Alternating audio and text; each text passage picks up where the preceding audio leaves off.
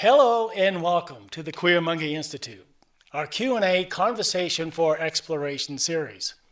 I'm Paul Robert, the Executive Director and President of the Institute, and along with my wife, Laura Lee, the Director of Research, Education, and Outreach, and of course on behalf of our Board of Directors, advisors, volunteers, and supporting members, we want to thank you for joining us today. The Queer Monkey Institute is an independent, nonprofit research organization committed to researching consciousness and the human experience, following the footsteps of our founder, anthropologist Dr. Felicitas Goodman. And as an educational institution, we take an open approach and invite scholars in related fields to help broaden the scope of our work and exploration. That's why we call it Conversation for Exploration. On these Sunday discussions, we've had a full spectrum of topics, including neuroscience, anthropology, art history, archaeology, mythology, archaeoastronomy, and so much more. So visit our website at queermonkeyinstitute.com. All of our presentations are free. And as a nonprofit, we invite you to become a supporting member, and we thank you, the community members, who continue to support the mission of the Queer Monkey Institute. Okay. Now, this brings us to today's discussion. Let's face it, with the issues that currently surround us in the world, from climate change, the social unrest, polarized politics, cyber warfare, economics, human rights violations, we're definitely at a crossroads.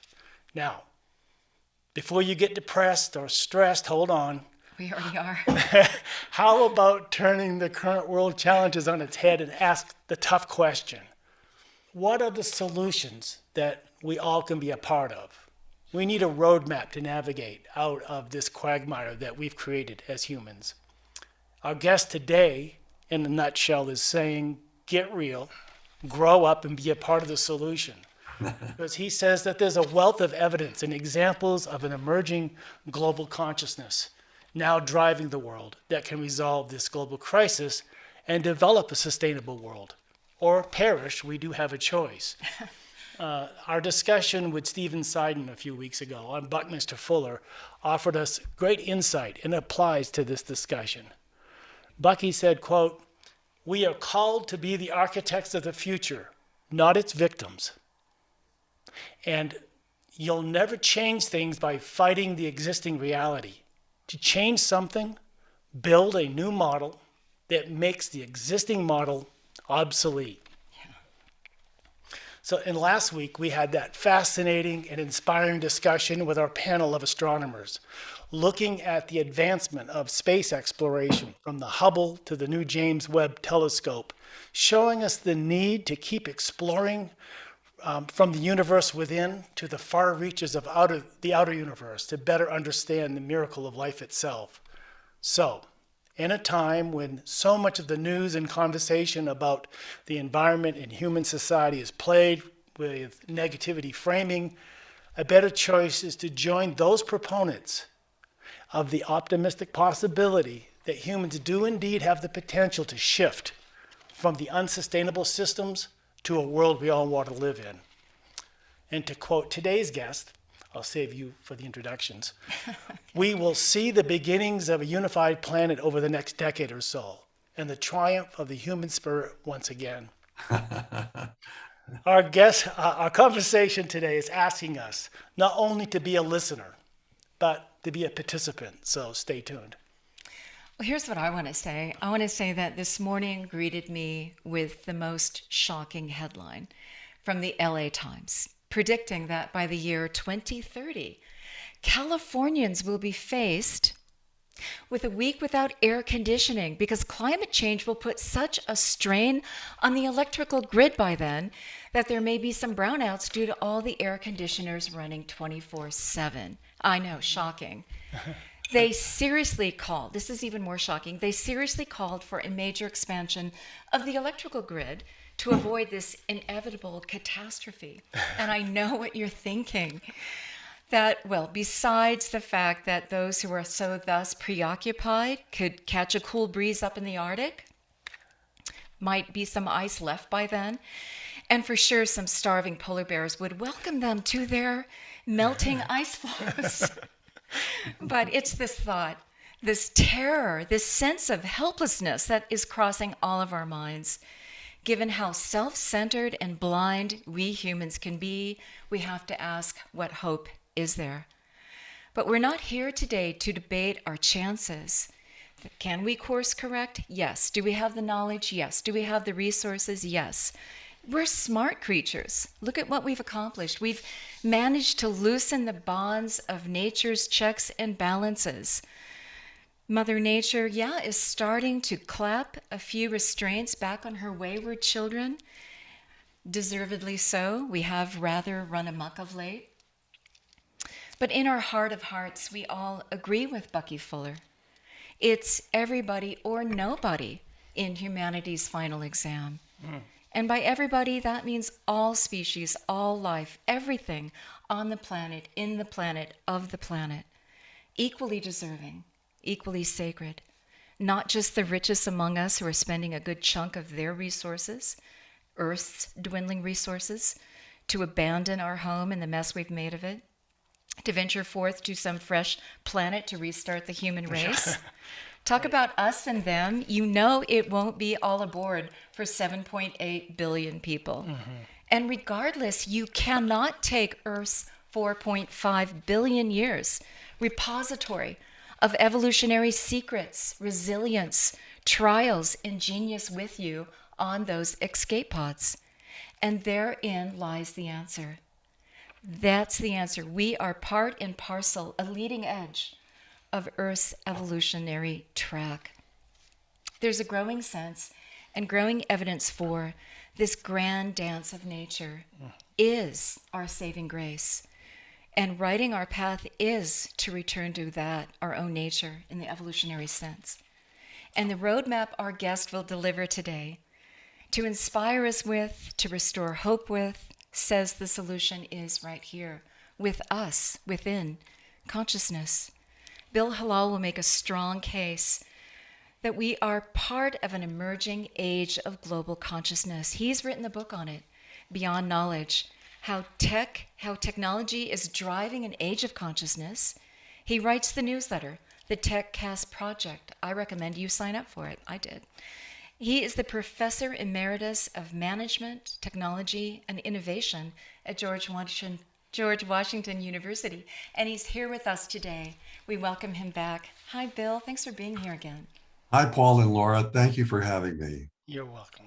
Yeah. We want to start with, and I know that you have a slideshow and you'll take us through all the data points that you say really showcase the roadmap ahead, that this is a doable project, that we can leap into this next age.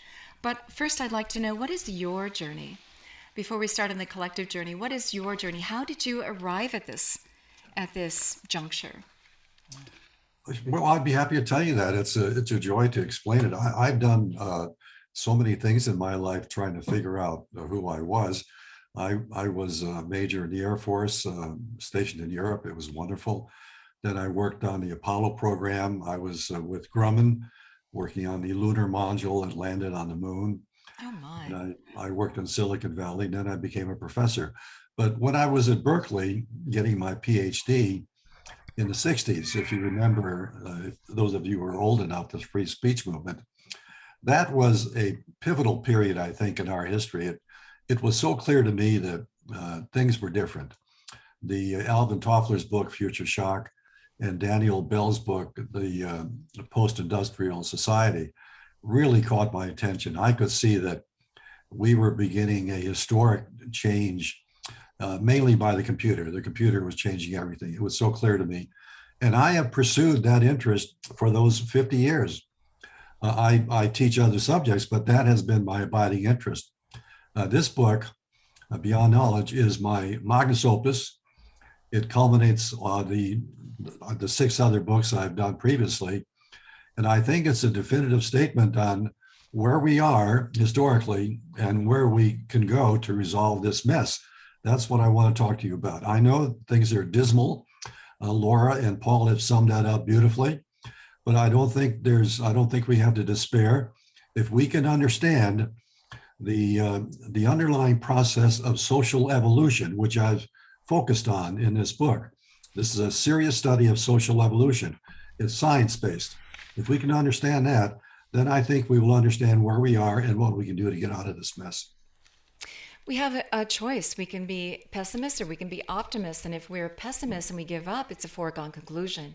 We owe it to ourselves. We owe it to the planet and the mess we've made. We owe it to give it our all.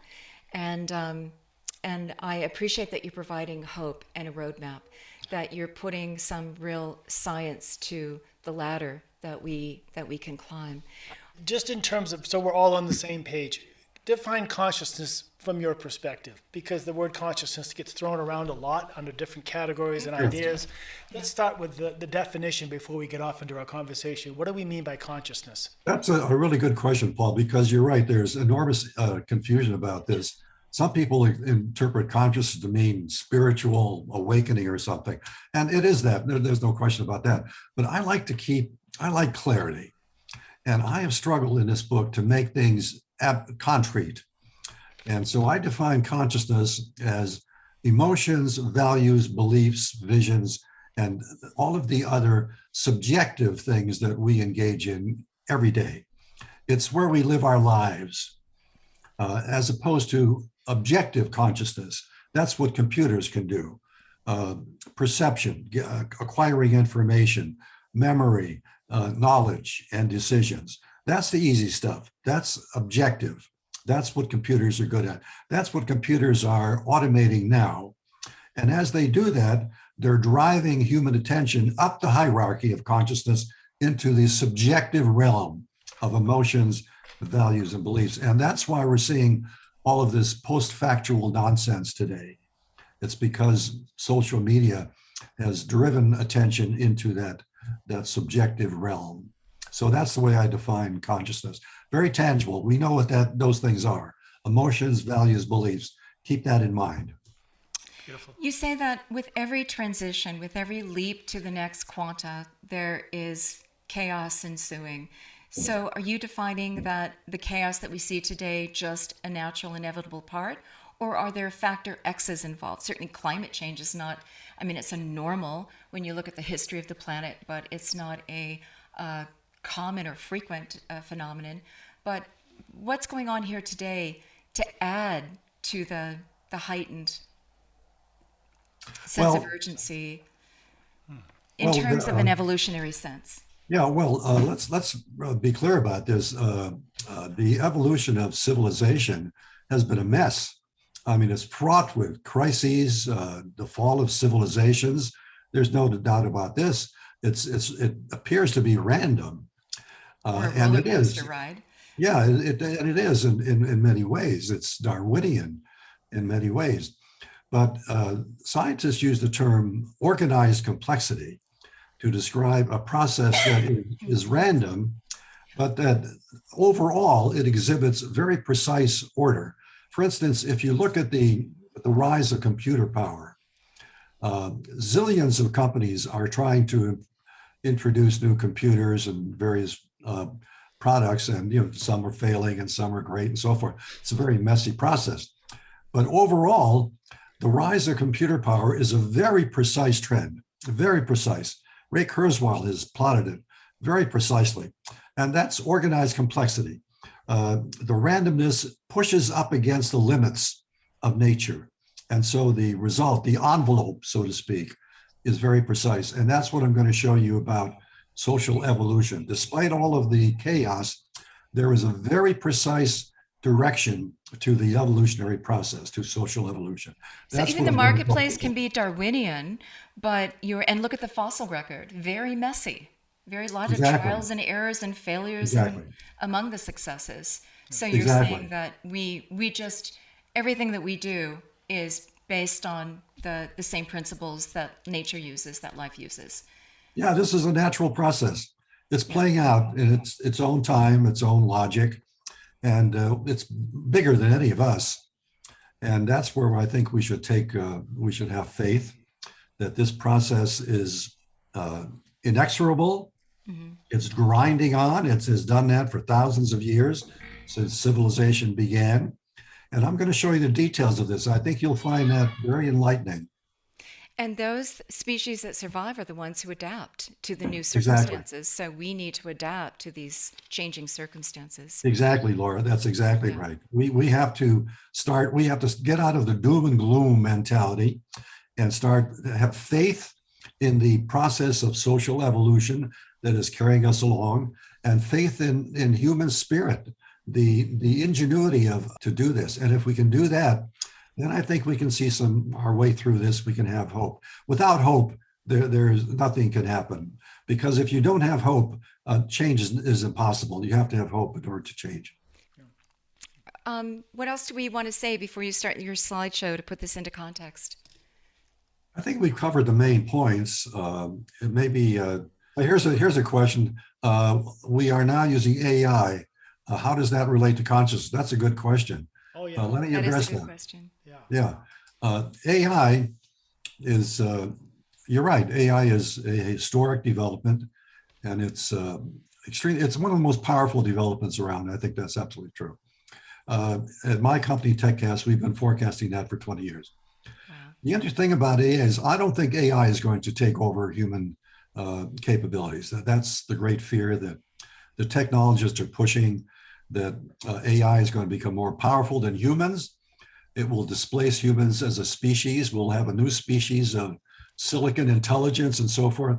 That is such a dismal scenario. It spells the doom of human nature. It's just, and I think it misunderstands what's going on. As I suggested earlier, the computers are taking over objective consciousness, the objective factors, perception, memory, knowledge, decisions. That's absolutely true. But computers cannot handle the objective stuff, emotions, values, beliefs, vision. That's where humans are unique. That's what's genius about humanity. And I think the source of all of this is beyond us. A lot of people think that we exist in a universe of spiritual energy, and we are receivers and transmitters of that energy. Now, that's something that computers are never going to be able to do. So what I think is going to happen is the machines are going to become very powerful. That's true. But they're going to force humans up the hierarchy of consciousness into the subjective realm, which they're doing right now. That's what's happening right now. That's why you see all of this post-factual stuff. And so humans are going to evolve into the higher realms of consciousness, and we are going to control the machines. That's, I think, the way this is going to work out. It's going to be hard to do this. I'm not saying this is easy. None of this is easy. It's existential, an existential crisis. But in the final analysis, that's the way I think it's going to work out. So to my earlier question, what if there's a factor X that really hasn't been precedented on the scene prior? And you're saying it's really not something like AI, but it's really us. It's us in the fact that there's a species now that has really embraced and can support consciousness with the emotions, the values, the beliefs, and the visions, right? We are the factor X. Exactly. This will become more clear when I get into my presentation. I will make this more clear. Sure. And transmitters and receivers of energy. Oh, yeah. Humankind have been doing that for, what, 50,000 years at least? You're speaking our language with that Exactly. one. So, Exactly. yeah. Oh, Here's an interesting question. What is the origin of emotions, values, and beliefs? That's a really good question. yeah. That's really a great question. What is the origin of humanity's unique ability to be aware? Well, that's That's the eternal question, isn't it? yeah, that's right. I'm not sure we know the answer. Who are we? Definitely, Where did we come from? but Where it's are we going? it's an existential fact. I mean, we are definitely thinking spiritual beings. That's what we're beginning to realize. I think it comes from this spiritual energy that pervades the universe. We're just cogs in this universe that's alive with spiritual energy and wisdom and love. And we receive that, and that's what motivates us. We are propelled to it. That, in fact, when I show you my graph, the life cycle of evolution, what you'll see, I think, is that social evolution has been drawn towards the spiritual. It has been propelled, attracted towards the spiritual. That's what I think is the final conclusion that I come up with. It's debatable, of course, but to me, it's very clear we are being drawn towards the spiritual domain. You asked us earlier what our institute is all about, and that's exactly what it's all about, that humanity discovered this so long ago, and that this was part of our ancient worldview of our ancestors. And Yeah, now you see Teilhard de Chardin, you quote him in your book. We right. have Brian Tucker here representing the Deep Time Network. They are putting the science to this.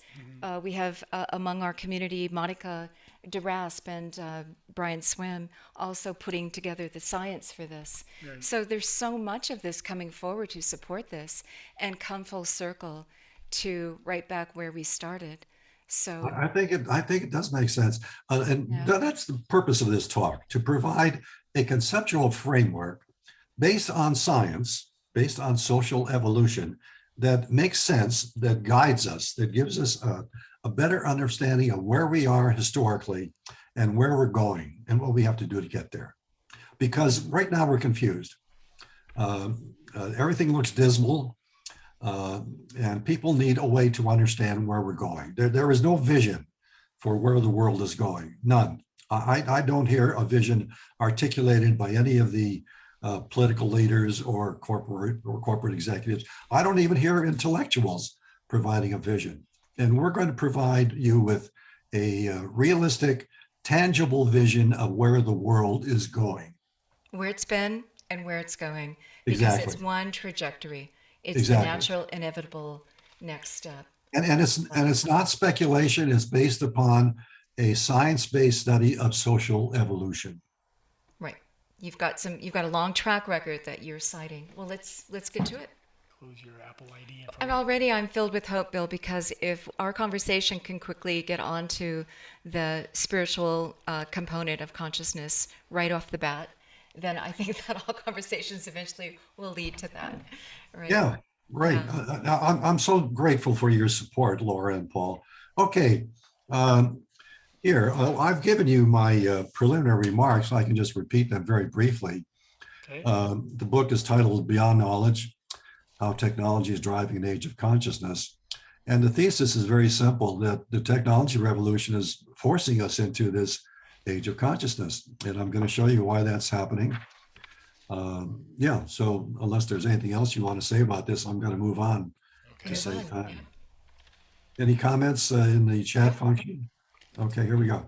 Here's a quick overview of my talk, just to get us familiar with the main terms so you can start grasping this conceptual framework. But before I get into that, I want to say something about the cover for my book here.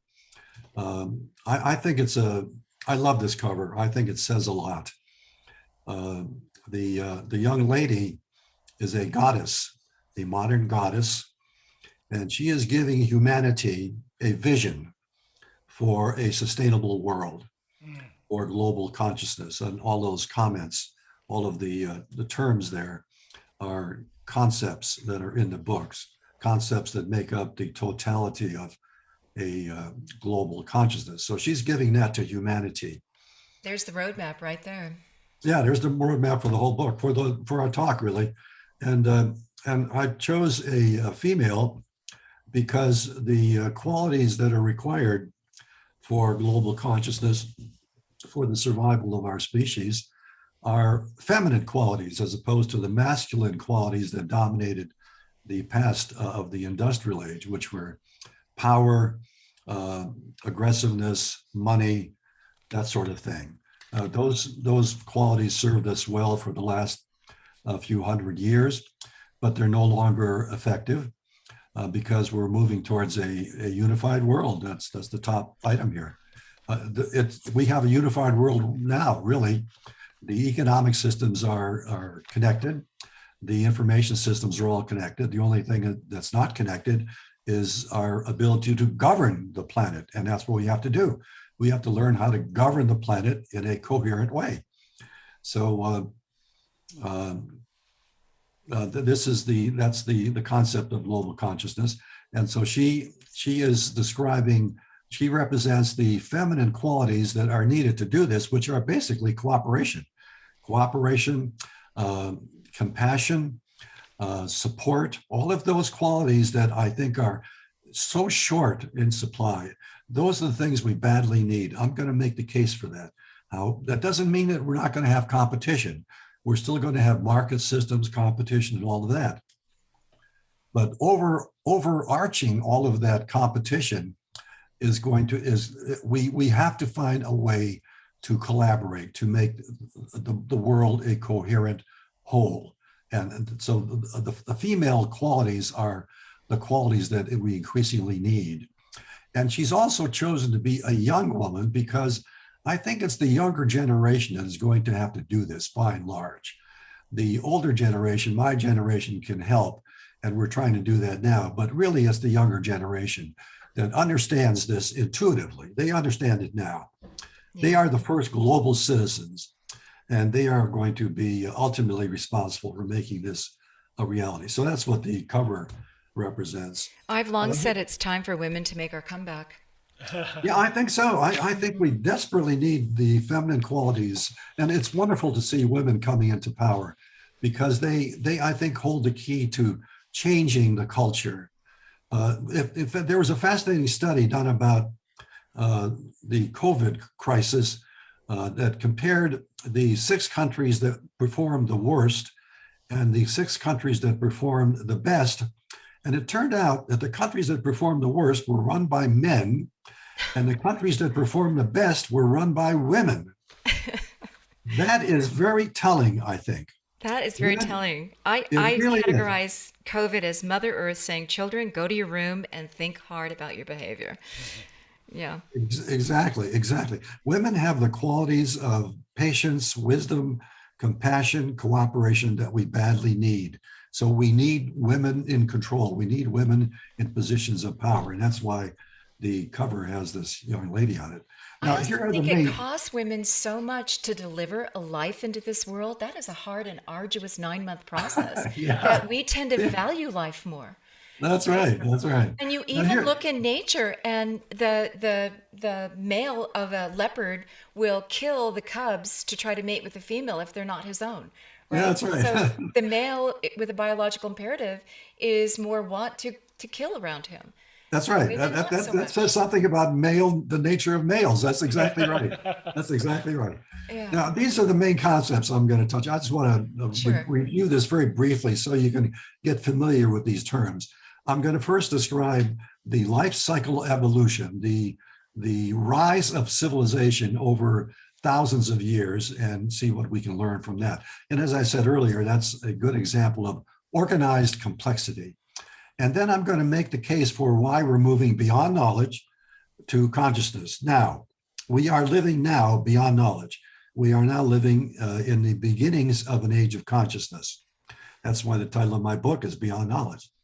And then I'm going to focus on the threat that we face, the existential threat, which I call the crisis of global maturity. The significance of these threats is that the only way to resolve these many threats, there are endless, is by growing up, becoming a mature civilization. That's why I call it the crisis of global maturity. And that's, I think, a nice focus for what we have to do. And then I'm going to describe how every stage in evolution has been propelled forward by a revolution in thought. And so if we're entering an age of consciousness, this next stage of social development is going to also produce a revolution in thought, a mental, spiritual revolution to global consciousness. That's the next bullet. And I'm going to describe global consciousness. And then I'll just say a few words about what I call technologies of consciousness. The major technologies of consciousness are the major activities that we have to engage in an age of consciousness. Just as in a knowledge age, we focused on the digital world. How do we manage big information systems, and how do we manage knowledge? In an age of consciousness, the challenge is to manage consciousness, and we need ways to do that. And that's what I call technologies of consciousness, the things that we use now to shape our consciousness. And then the bottom line is, how do we change the big institutions that are the organs of society, corporations, governments, and so forth, because that's really the bottom line, so to speak. That's where the change has to take place in the organs of society. And then I want to focus on what this means for you, your global consciousness. How do you see global consciousness, and what can you do about it? And let me make a little pitch here. Sure. I think the idea of global consciousness is the single most important challenge that we face today in the world. It's the key to resolving this terrible crisis. And so I see this presentation as a trial, an experiment for what I hope may become a workshop on global consciousness. Ideally, I would like to see us holding something like this, a 2 or 3 hour, maybe a full day workshop, to help people understand the logic behind the social trends, the trends of social evolution, and to understand a global consciousness and to internalize it. That, I think, is the major need we have as a society and as an entire world, to understand and to accept a global consciousness. So that's the a quick overview of what we're going to talk about. And I want to just call your attention to this link here, beyondknowledge.org. You can go there and see a synopsis of the book and everything that it's about. And I do really like your concept of a workshop on global consciousness. We need to come together in whatever format, whatever way, that people can continue this kind of discussion. Because the idea that we sit back and just think of ourselves as victims to whatever's going on in the corporate world or in the political world, rather than participating, nothing's going to happen. And so spinning your wheels. We can't be out of control. So Bill, you've done a wonderful job of bringing that to our attention. You asked us what we do. We're one of the technologies of consciousness. That's it. Yeah, that's right. That's right. Yeah. Okay, here's a life cycle of evolution. I've worked on this for at least 20 years. I've published 3 or 4 different versions of it. I think it's a breakthrough in our understanding of social evolution. Other people have dabbled with this kind of thing, little graphs, but this is the first graph that is based upon real scales and real data. And I think it tells a wonderful story. Let me explain how it works. The bottom scale is a logarithmic scale. And as you know, a logarithmic scale is exponential, you would call it that.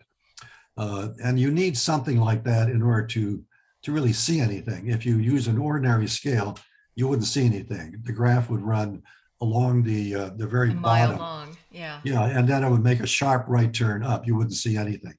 But with a logarithmic scale, the present decades are stretched out, and you can see what's happening here. And it reveals this giant S-curve, which marks the life cycle of evolution. And the vertical scale is simply the stages that we have moved through, the geological age and so forth. And what I want to point out that all of these data points, except I hope you can see my cursor, except this data point here, the beginning of the, what I call a saturation point, the beginning of an age of consciousness, that's the only point that you could argue about. All the rest are historical data. It's empirical. Because that's evidence. Where we are now. Yeah, that's where we are now. All of the rest of this is empirical evidence. It's solid. It's undisputed. Now, why do I choose the year 2020 for what I call the saturation point, the crisis of global maturity, the beginning of an age of consciousness? Well, if you look, there are 2 reasons for that. Well, more than 2. But if you look at the time intervals between these various stages, it's very telling. The Industrial Revolution occurred here. That took thousands of years, about 10,000 years from the beginning of human civilization in the agrarian age to develop the Industrial Revolution. The end of the Industrial Revolution, the post-Industrial Revolution, occurred in 1950, 100 years later. The information revolution, the start of the knowledge age, occurred in 50 years. So the trend here is very clear. Thousands of years, 100 years, 50 years. So Okay. what would you expect would be the interval to the next stage? It would be less than 50 years, something like 20 or 30 years. Right. And that's exactly what it turns out to be. And it, Are you saying a saturation point then would be it gets so ridiculous, it gets so obvious, it gets the crisis point, and then everybody starts to move and quell that and go the other direction? Is that what well, a you're saying by saturation, saturation well, point? What do you well, a mean? saturation point means I'm sorry, I got us off of this. The saturation point means the point in which an S curve starts to To move. stabilize. Oh, stabilize. Okay. Yeah, you see the S curve starts to, and an S curve is characteristic of all life forms, all growth cycles. A culture of bacteria, the growth of an individual human being, all follow an S curve, and it saturates. Interesting. It Okay. concludes, it stabilizes. They're all characterized by a period of slow growth, and then it takes off, grows dramatically, and then it stabilizes, it saturates. And Okay, I think thanks for that's what we're defining seeing that. now. Yeah. Pardon me? I said thanks for defining that. Yeah. Those are the reasons that I think 2020 marks the beginning of an age of consciousness. And in my next slide, I'm going to show how the data bears that out. And in fact, I'm also going to show a little later how our best forecast for the mental spiritual revolution is a little different from what I had here. I was a little too optimistic here, 2025. We have a new study on TechCast that shows it's more like 2030 plus or minus 5 years. So May I ask, before you go to the next slide, may I ask, you have global order there. Okay, the New World Order and global order is a really loaded term. You have it after some years a mental spiritual revolution. So your definition of a global order would be based on this spiritual revolution already happening, this evolution where we're now in a compassion and empathy, and we're all in that unity of oneness. It seems. Am I reading that correctly? yes, my best guess, I could be wrong about this, of course. I'm just, see, what I'm doing here is you doing what science always does. Science develops a model based upon empirical data, and they use that model to make predictions. And that's what we're doing here. We have a model of social evolution, and we're using it to predict or forecast where it leads. And I think it leads to, as I've said here, a spiritual an age of consciousness starting now with a shift in mental revolution in thought in about 10 years. And then I think it's going to take a number of years for all of this to play out until we have a unified world. You could call it something. I'm sorry if the term global order is negative Well, in some I just wanted to sense. clarify that for anybody. And It also, of could, course, it's going to take time to shake out. You just described the slow growth until it takes off and reaches a saturation point. Every stage is going to go through that you've just described. So I guess we would expect no less of this. But yeah. it might be, the timeline might be compressed. Yeah. As I say, I could be wrong, but I've been doing forecasts like this for my entire academic career for 50 years now, Yeah. and I was, I think, very accurate in forecasting the beginning of the knowledge age as 2000. I remember in the late 70s when the first computers, personal computers, were coming out, and I used to tell my students and business people that I think we were going to see personal computers. Mm-hmm. And the response most people had was, why in the world would I want a personal computer? We heard that about phones at first. Yeah. That's very telling. Mm-hmm. It signifies that it's hard to imagine a new stage of evolution. It's hard to grasp. A knowledge age seemed bizarre 30 years ago, but here we are. We've been doing this for 20 years now. We've been staring into screens of various kinds for 20 years. Most of us do knowledge work, so it's here. And something similar is going to happen to an age of consciousness. It may seem bizarre, but in years to come, I think it will be commonplace. We will understand it. It'll be an ordinary part of life. And we'll be asking you when you're through with the slideshow, what will that age look like for each of us? What is it? Yeah, how do we live it? What does it look Well, like? That's yeah, going to be interesting, but let's go through your slideshow first. yeah, that's a tough question. But I've done my best here to try and sketch out the logic of an age of consciousness, what it would look like. I obviously I can't get the details right, but I think we have the broad outlines of what we're facing. Are there any comments about this? Let's Well, check. Bill, there's been a couple good questions. Peter asked the question, do we manage consciousness or does consciousness manage us? Well, I would say it's a dance, but go ahead. yeah. Well, earlier we addressed that question in a way earlier. Somebody said, Yeah. where does emotion and values come from? Well, it comes from God knows where. It comes from God, I suppose, or the spiritual energy. But we shape it. We have to be responsible for it. We are co-creators. We are responsible for our consciousness. We're shaping consciousness right now with this talk. We're trying to understand where we're going so that we can shape consciousness appropriately. Yep. So we are responsible for our consciousness. And that's why I think adopting a global consciousness is the single most important thing we could do now. I'm going to follow up with what other questions do we have? Can you say more about how you believe that we as individuals can change and shift from a local individual consciousness to a global consciousness? What is your theory of how we change? Well, I think we start by understanding this process of social evolution. If we can understand this, then we have a conceptual framework for helping to help us think, to understand where we are and where we're going. And then we can define a global consciousness. And we'll talk about that in detail later. Okay, let's keep going. And it's also going to be the infusion of hope, right? Absolutely, absolutely. That's going to carry us a long ways here. I'm going to say more about that, about doom and gloom versus faith and hope. Mm-hmm. Yeah. Okay, now here's the logic of for my claim that we're moving beyond knowledge to subjective consciousness, or by subjective consciousness, I mean higher consciousness or consciousness itself.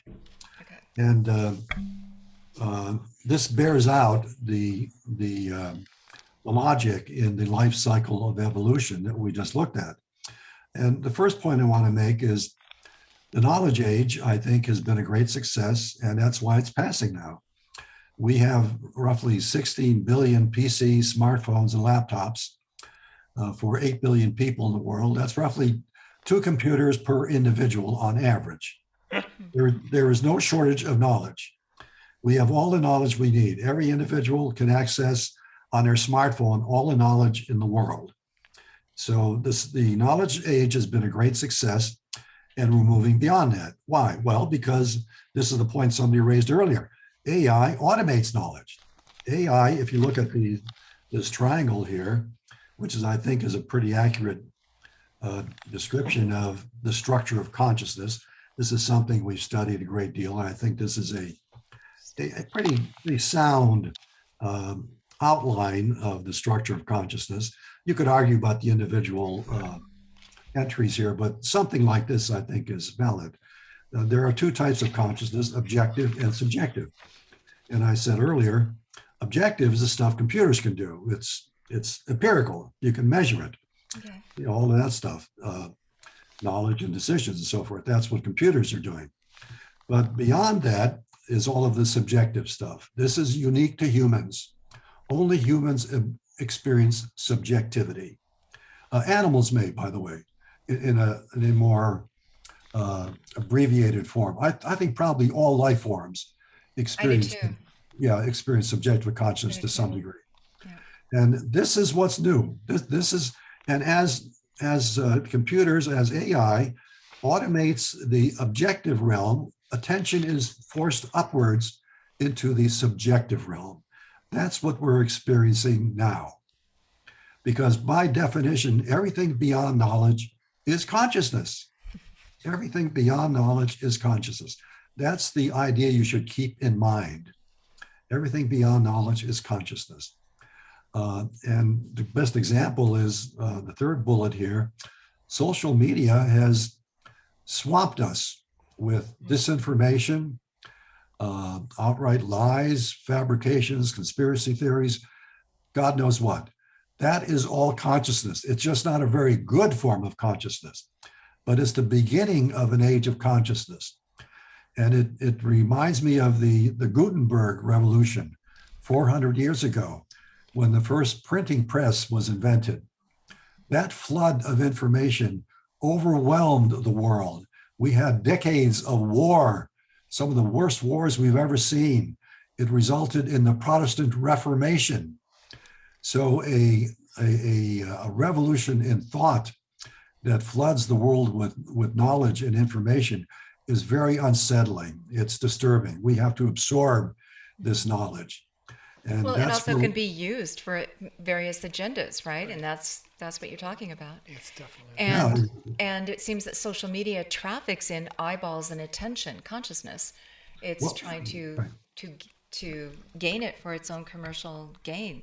So exactly. there's Yeah. already a basis there for not spiritual consciousness. Exactly. And that highlights the need to manage the media.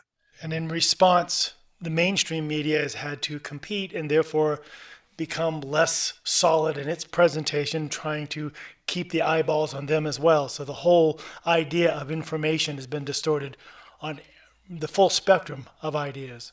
Exactly.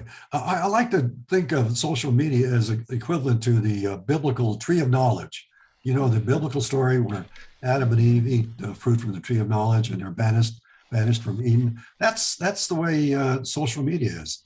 Tower of Babel. We have eaten of the tree of knowledge, and we've been banished from our innocence. Now we have to learn how to cope with it.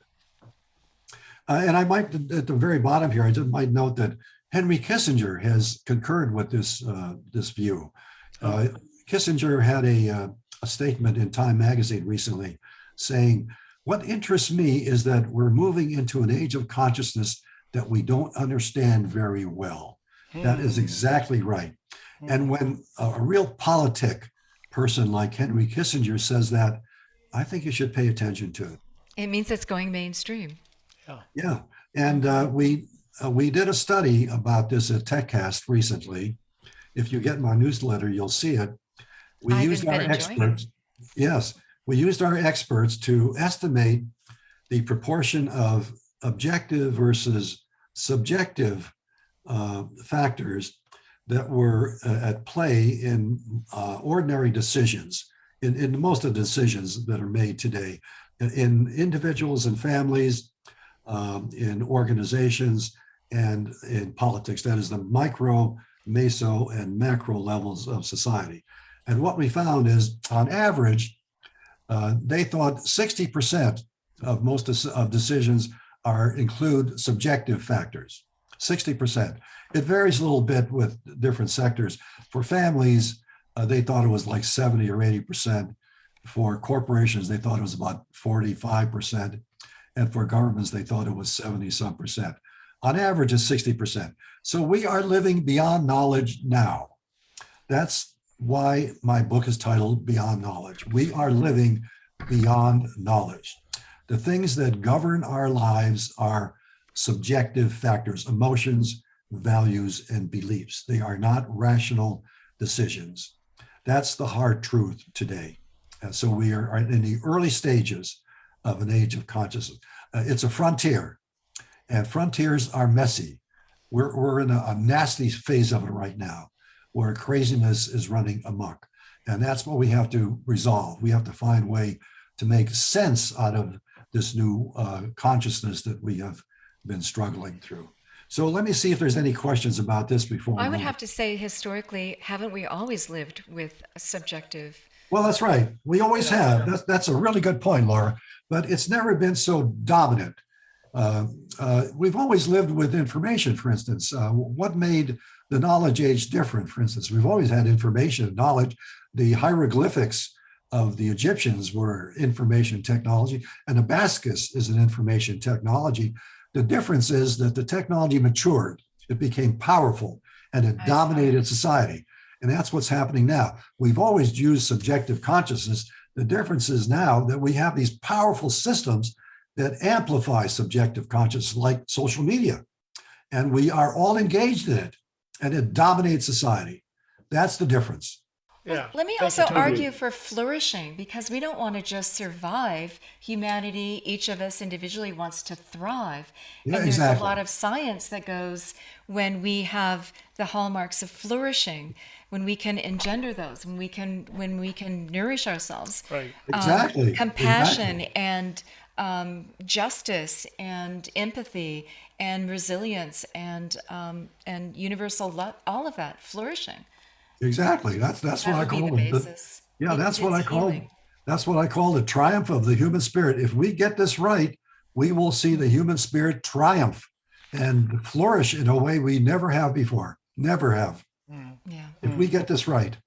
Right. And the course of evolution suggests that we will, because it has inexorably moved through these various stages, through despite all of the tragedies, the fall of Rome and all that stuff. It has inexorably moved along this very precise trajectory towards where we are now. We are now at the stage of consciousness, which is the culmination of the life cycle of evolution. This is the last stage. Could you call this an evolutionary imperative that we seek that which encourages flourishing because it feels good, supports community, it supports survival? Maybe I it's just think built into us to seek that. So maybe it is part of the carrot at the end of the stick for evolution to guide us there. I don't know. I think it is an imperative. I think that's a good choice of words, Laura. And it is functional. That's the point we want to make here. This is not simply being altruistic. It's functional. The things we're Thank you. talking about are going to happen because they are functional. They work. They're essential.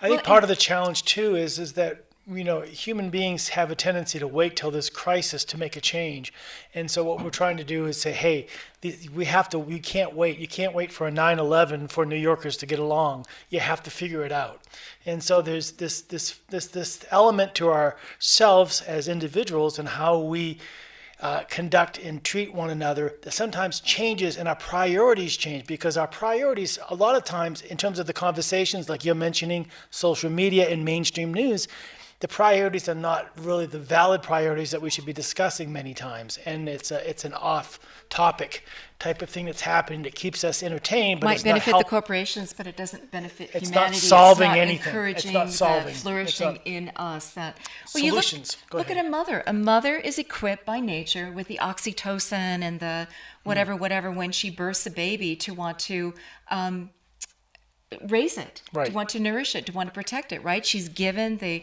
biochemicals that cause the behavior to protect and Exactly. guide. And so I think by if we attend to flourishing, it will give us the emotional intelligent equipment to start to guide collectively us forward, right? Yeah. That's part of the piece of consciousness that you're addressing as functional and built Laura, into us. Laura, you've nailed it again. You are very insightful. That's exactly right. That's why Let's I'm move here. on. Let's move on. Okay. Now, here's what a definition of the crisis of global maturity. This is something that a colleague and I, Michael Marion, did years ago. And if anything, things look more dismal today. And we're going to update this at TechCast. We're going to do a modern version of this. And we did a trend analysis, found all of these trends, things you know about that are driving the crisis, the climate pandemics, all of that stuff. And then we found very few trends that are resolving it. There are a few: alternative energy, the saturation of markets, knowledge, and all that sort of thing. And we did a little survey. We found that people on average think there's a 60 to 7% probability of either catastrophe or disaster. Catastrophe is where civilization ceases, and disaster as well is where we continue, but under terrible circumstances. And we've been reminded of that with the pandemic, because the pandemic has shown people that the system doesn't work.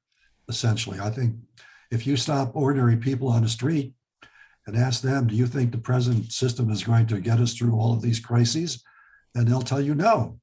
So We're I at the think it's, breaking point already, and we need to yeah, get to the tipping point the other direction. right. It's common knowledge. And I don't think muddling through is going to get us there. I don't think we can just continue to do what we're doing and expect that the small solutions at the margin are going to solve this. I don't think that's, we're going to test that idea though. And the reason is, these obstacles here are pretty obvious. There's a lack of leadership, political will, no vision. There's no vision as to where we're going, and no cooperation. So that's the crisis of global maturity. It's existential. Let's move on. And now this image is the Renaissance, and that's what we need. We need a modern Renaissance, a mental, spiritual revolution. All stages of social evolution have been propelled by revolutions in thought. The Industrial Revolution, for instance, that has we've been living through for about 200 years, was propelled by the Protestant ethic. That was a revolution in thought. Max Weber made that very clear. The Protestant ethic is what we think of as economic man. Self-interest, minimize your costs, maximize your gains, compete vigorously, all of that stuff.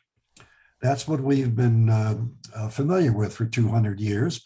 Greed is good, right? Yeah, that sort of thing. So if every stage has been driven by a revolution in thought, we should expect a revolution in thought for the age of consciousness, which we are in now. We are in the age of consciousness, the early stages now. And so the question is, what will it look like? When will it happen? And the simple fact is the present world order is not sustainable. We just looked at that. A number of people are pointing this out. The World Economic Forum has called for a global reset in all spheres of society. The Pew Foundation released a study recently, showed that Americans are ready for a transformation of economics, politics, all that sort of thing. So there are people who understand that we need to change things dramatically. And the fact that we're in an age of consciousness in itself implies global maturity. It's the last stage in the life cycle of evolution. It's the last stage in this life cycle of the planet, like the last stage in the growth of a human being.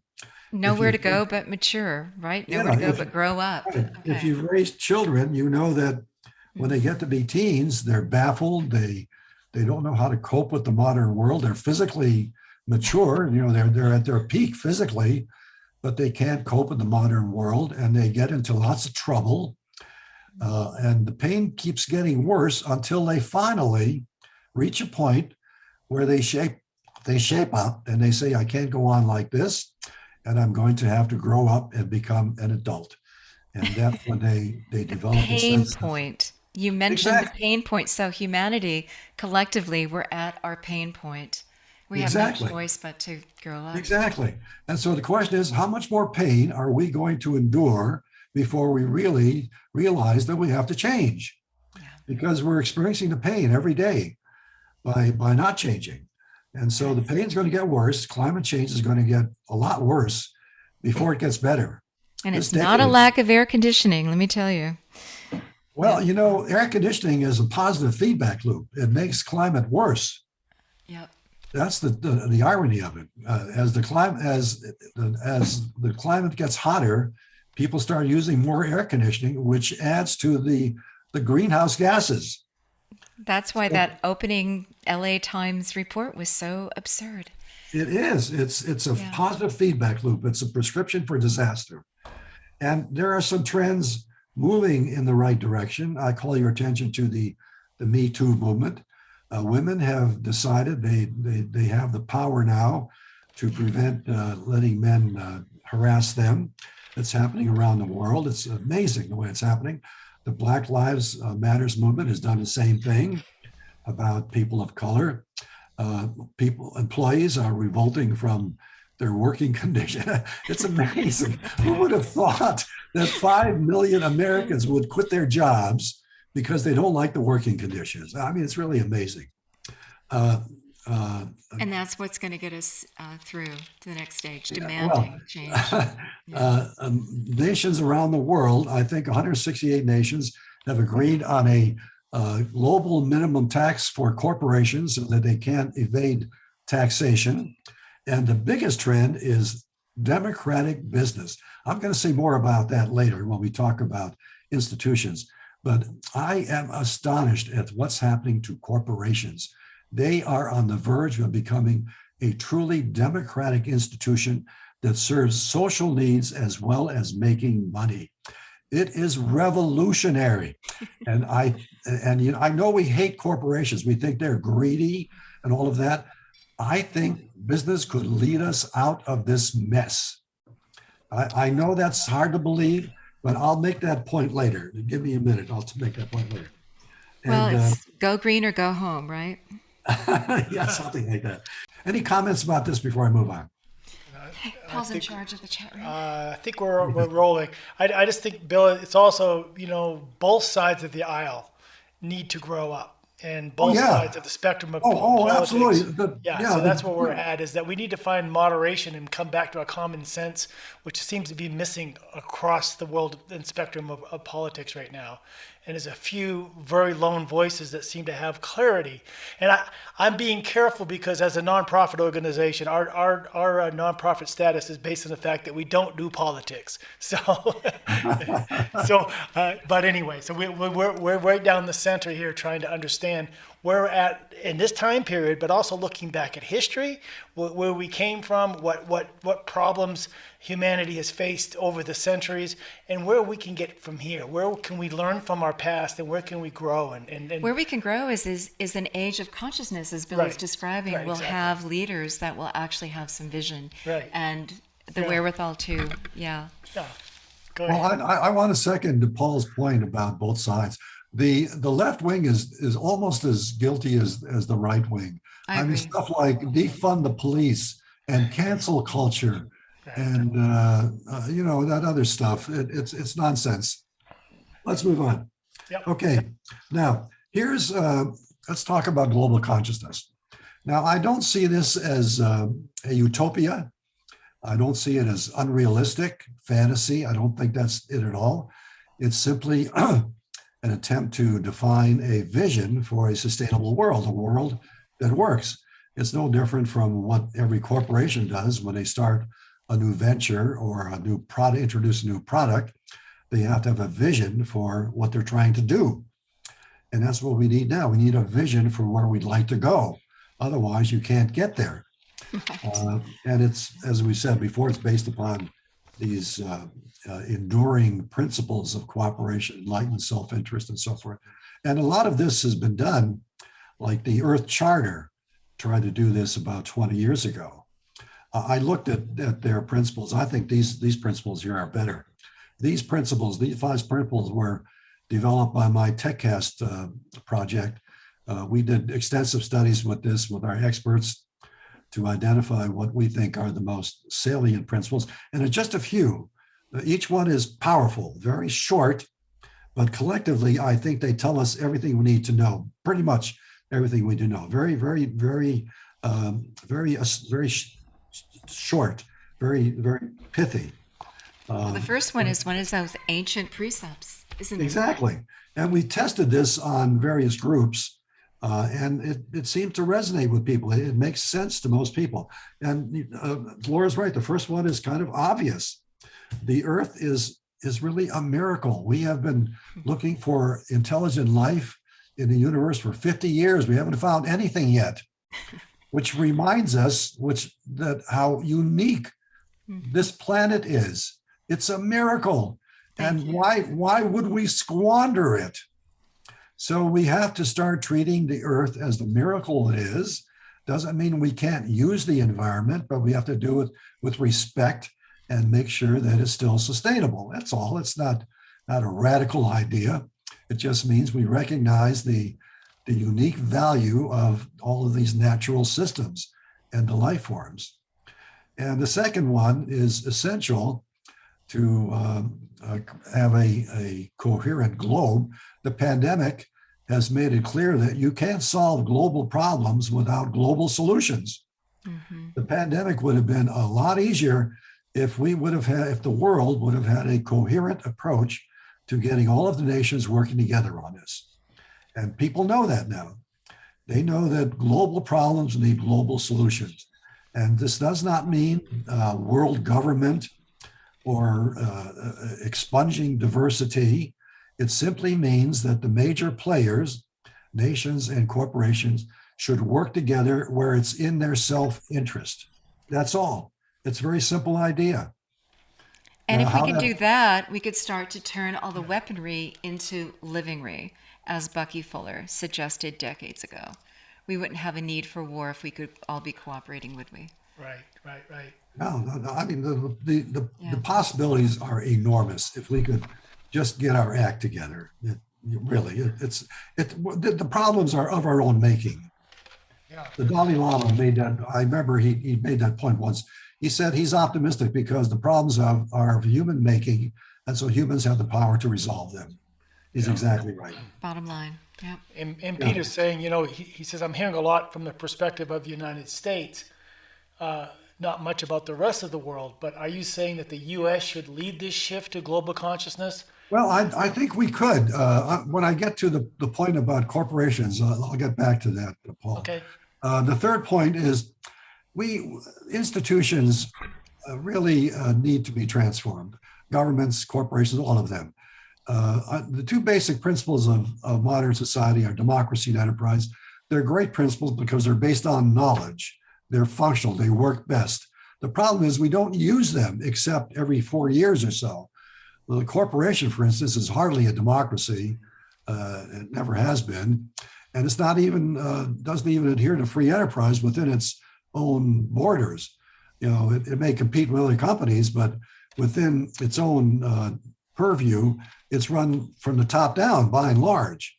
When a colleague and I used to make fun of the fact that corporations are run the way the Soviet Union used to be run, like a planned economy. And so what we need to do is to instill those principles throughout institutions. I will talk about that in detail later, but that would be a dramatic change. And then the last two are pretty self-evident. Well, and stop giving corporations the rights of an individual. Let's go. I think we have to stop treating different people as foreign and problematic and see that diversity is an asset. Somebody who's different is not an enemy. They have knowledge and cultural wisdom that we don't have. And so if we could see it that way, we would embrace people who are different. We should. In fact, we're doing it. The US is pretty much a multiracial society right now, as far as I can see. And it's wonderful. I don't see a problem.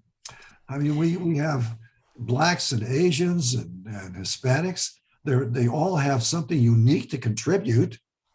So I think we're halfway there, really. But let's not forget the Native Americans. And also, let's say that biodiversity has always been one of the strengths of nature. And monocultures have their own problems. So biodiversity is a precept of nature. Exactly. You see it. That's a really good point, Laura. You see it in nature. Nature abhors monocultures. Exactly. Yeah. And then finally, every functioning community has to celebrate its accomplishments, its identity. And so we need to celebrate global community the way the Olympics is supposed to do. Yeah. But we need to do that more often. We could do it online, but we have to celebrate who we are as a globe. So here, this could work out lots of different ways. It could be called a global ethics, a collective epiphany. I don't know how it's going to look when it happens, but something like this, I think is inevitable if we want to have a functioning global order. Let's move on. I want to get to the point where we hear from the participants directly. Now, I'm not going to say much about this. I just want to make the point I made earlier. In an information age, we focused on technologies of knowledge. We focused on controlling knowledge. In an age of consciousness, we have to focus on controlling consciousness. And so we need ways to control consciousness. And these are things that we've used throughout history. But now we have to think of them as our basic tools, the things that we're going to use to keep ourselves under control and to keep society under control. I like your term manage better than control, but whatever. Okay, I'm not going to say any more about that. okay. And I want to spend a little time talking about this. This is, I think, the bottom line. Nothing changes until we change institutions. And the business corporation is on the verge of being transformed dramatically. The Business Roundtable decision to end what they call shareholder supremacy, that is considering profit as really the only legitimate purpose of business. They gave that up about 2 years ago. They embraced the goals of all stakeholders, and business is doing it now. They're working very hard at it. I can see that every day. They're calling it ESG, which is kind of a stupid name, but they're trying. The thing that I think we have to do is move beyond that to seeing the corporation as a collaborative institution where all of the stakeholders work together to solve strategic problems that create value for everybody, so that this is not simply philanthropy. It's just a better way to run an organization where everybody benefits. Now, the thing that really impresses me about this is I had a piece of mine accepted by Fortune recently, and it's called Free the Fortune 500. I love the title. And it's a full-throated cry to move from capitalism to what I call a democratic enterprise.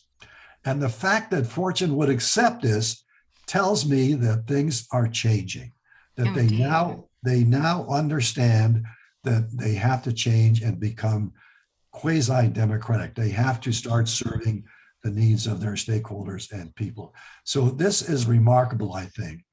And business is the most powerful institution in the world.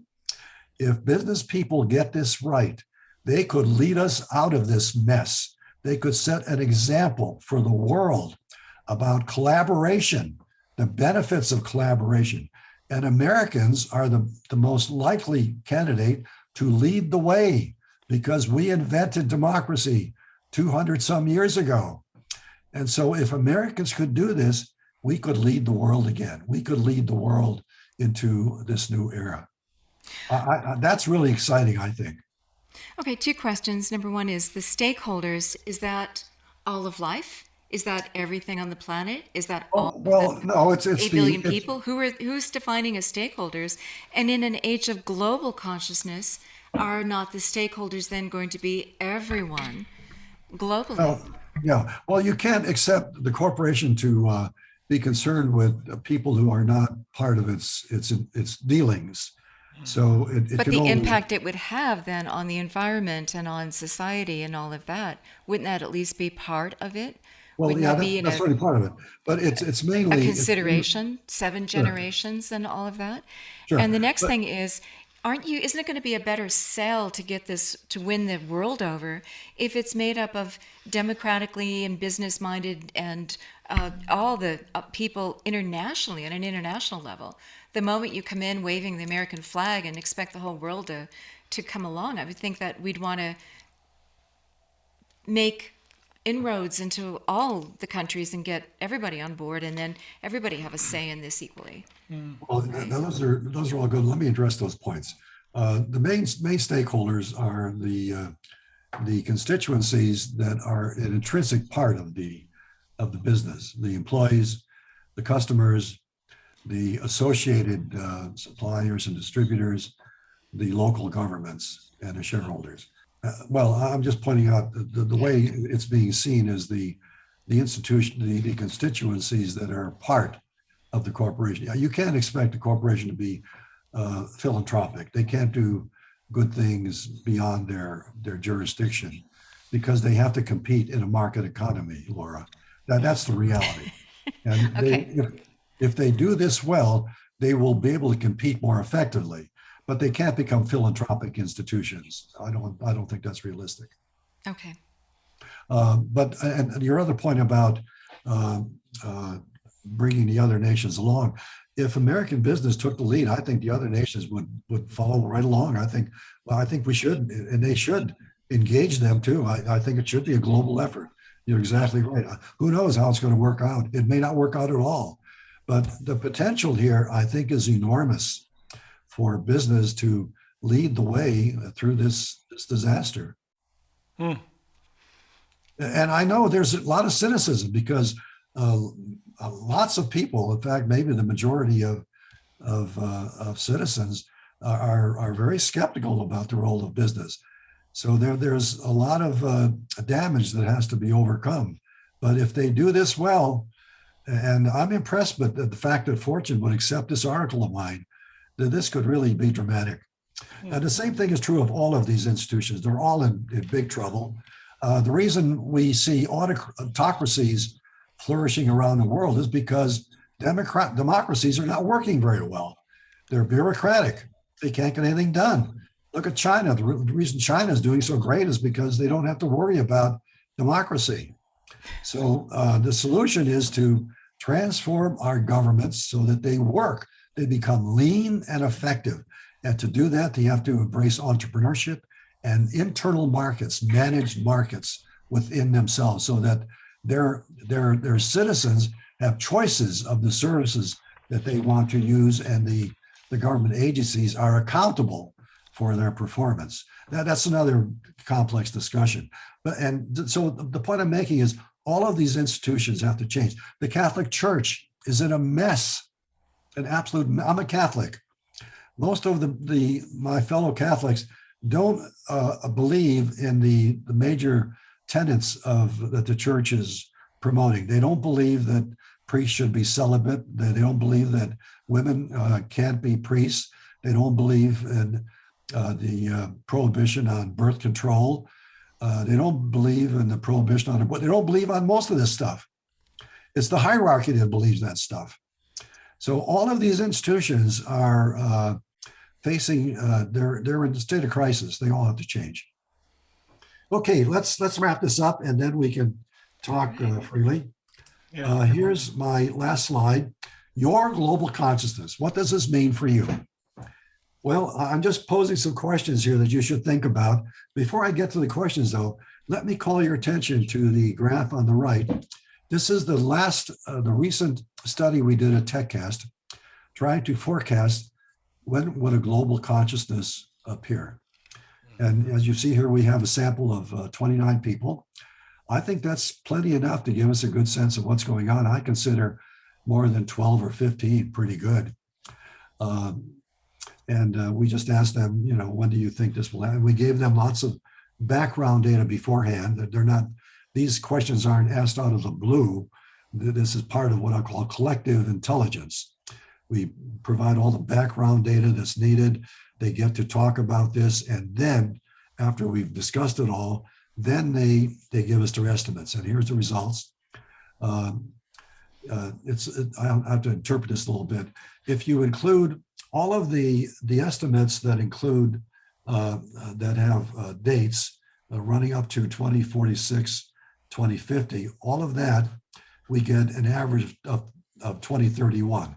If we just include the left mode, we get 2029. The much later never segment is a small portion of the total. It's about 28% of the total 29 sample. So it's substantial, but it's a minor objection. So I take this to mean that the best possible forecast is around 2030, plus or minus 5 years. But we also recognize the objections posed by the people who said it'd be much later or never, which there are a lot of different objections. Some people think, well, if we just muddle through, it'll all work out. Some people think, well, the problem isn't that severe. Some people think, well, the change has been overdone. We should go backwards. So there are a lot of obstacles here.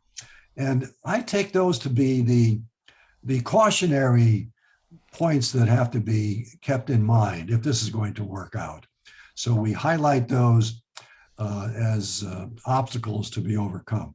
So I think this is a pretty good forecast. I can see this happening about 8 years from now. It could happen as soon as 2025, could be as late as 20. What will be the signals on the horizon in current events that will signal this has begun for you? I think it would be people like us that start saying, hey, this is crazy. We've got to start thinking differently. We've got to think about the world as a whole.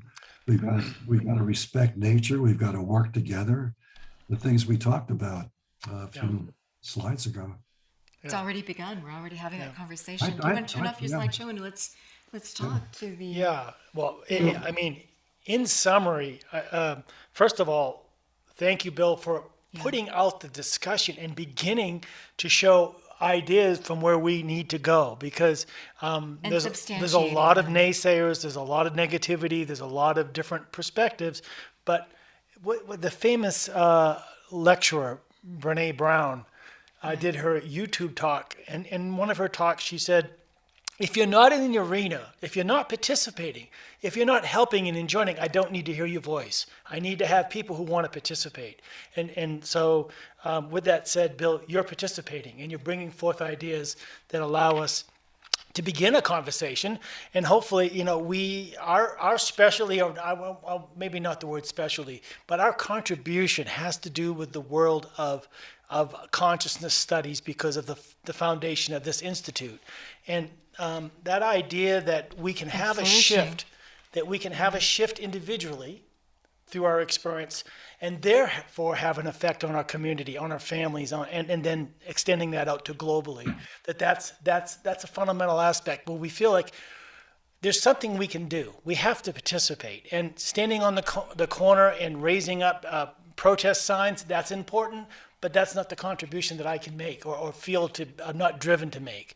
But maybe by the fact that I can take on responsibility and feel that through the evolution of ideas, the understanding of how can I expand myself to embrace a greater worldview, and maybe more people doing that will have an effect.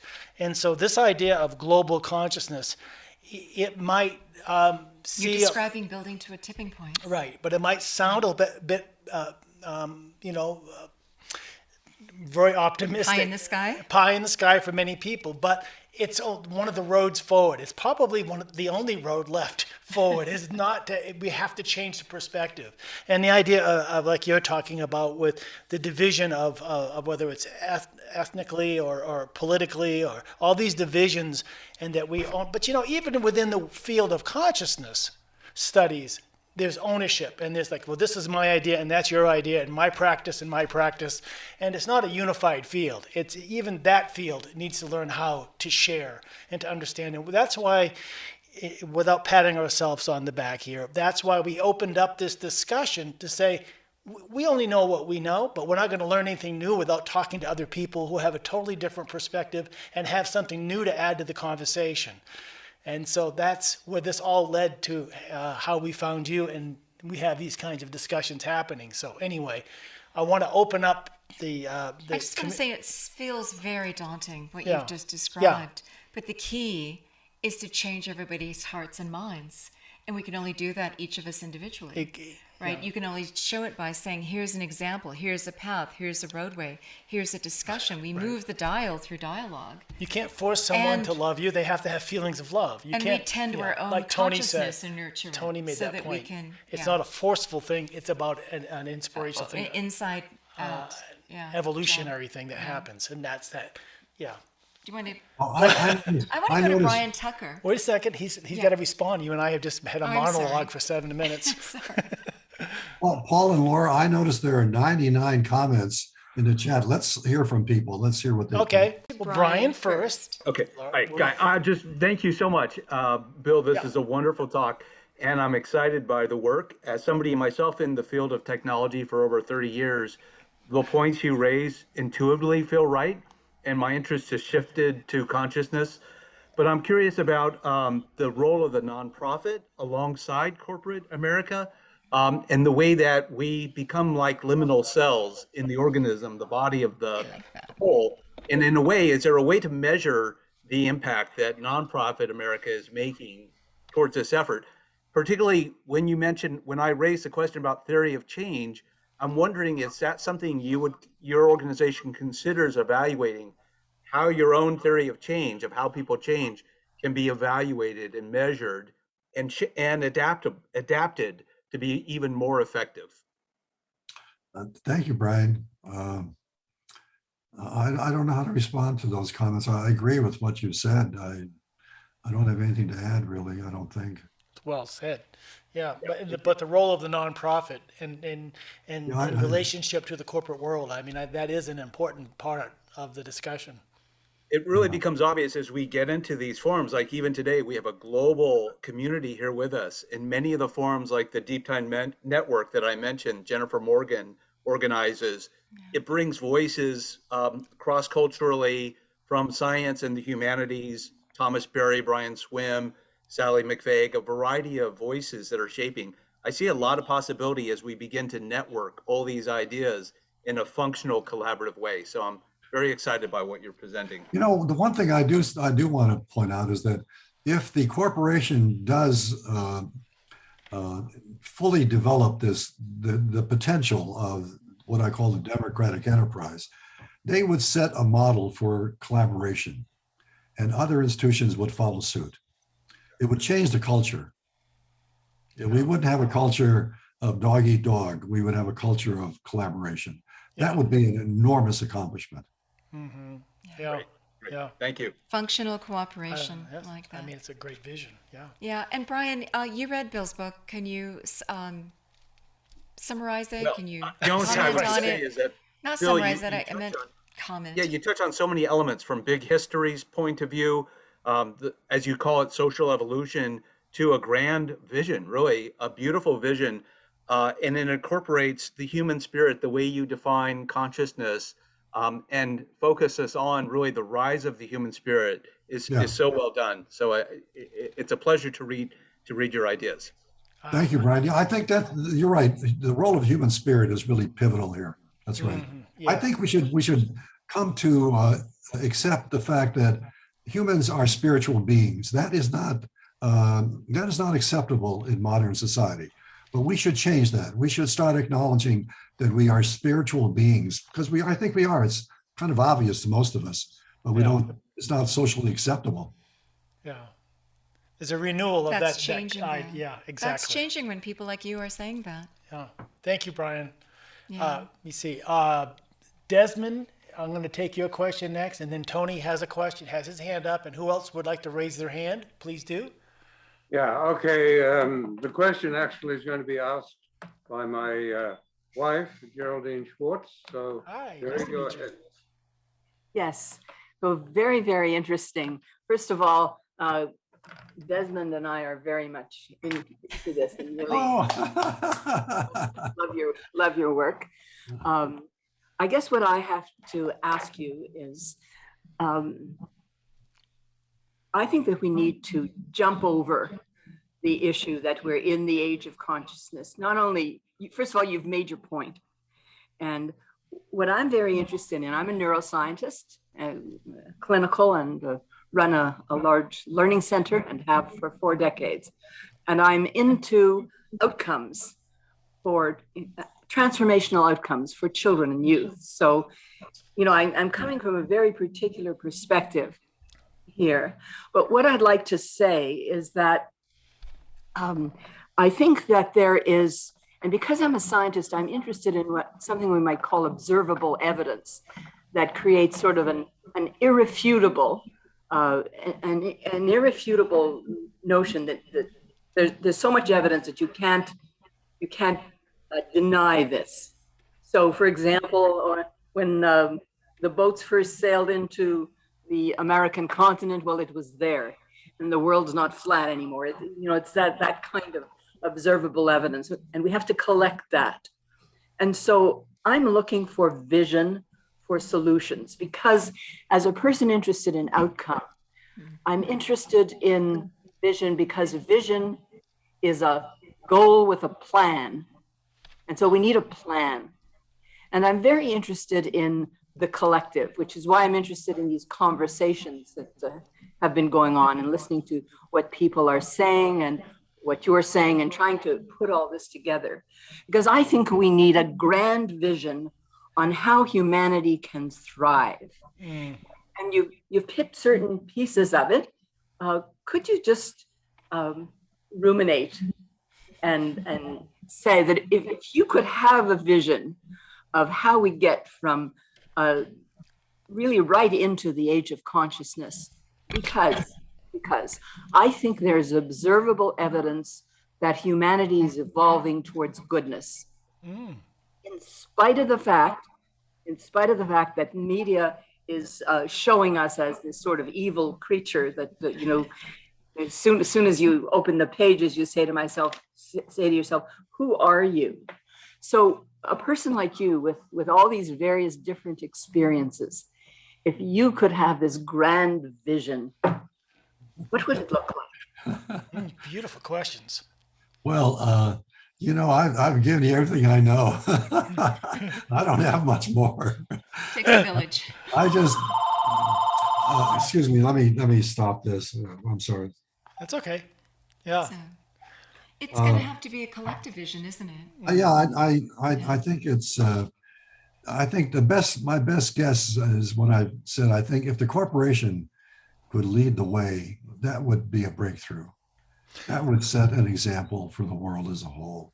And and the fact that Fortune published this screed of mine gives me great hope. They wouldn't have published this 10 years ago, because it's a flat out call to transform capitalism.